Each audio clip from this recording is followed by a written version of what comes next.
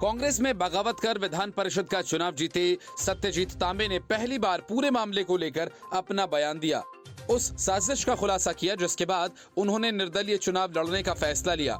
सत्यजीत तांबे ने साफ कहा कि प्रदेश कांग्रेस के कुछ नेताओं ने उन्हें टिकट नहीं देने की साजिश रची थी। कांग्रेस पर निशाना साधते हुए उन्होंने कहा कि उनके पिता और निवर्तमान कांग्रेस एमएलसी सुधीर तांबे को गलत उम्मीदवारी फॉर्म मुहैया करवाए गए थे। ये सब उनके परिवार को पार्टी से बाहर निकालने की साजिश का हिस्सा था।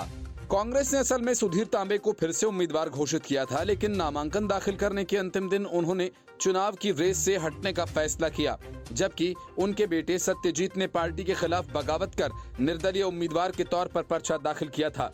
चुनाव में उन्होंने जीत भी हासिल की।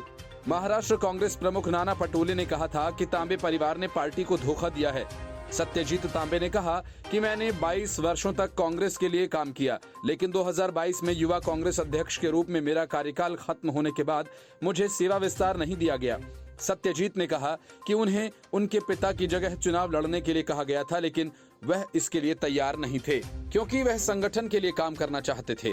उन्होंने कहा कि बाद में मेरे पिता ने मुझे उनके स्थान पर चुनाव लड़ने को कहा क्योंकि यह मेरे कई कार्यकर्ताओं की इच्छा थी। मैं महाराष्ट्र कांग्रेस के प्रभारी एच.के. पाटिल के साथ संपर्क में था, लेकिन 12 जनवरी को हमें जो एबी फॉर्म दिया गया वह नासिक स्नातक निर्वाचन क्षेत्र का नहीं था, बल्कि औरंगाबाद और नागपुर शिक्षक निर्वाचन क्षेत्र के लिए था।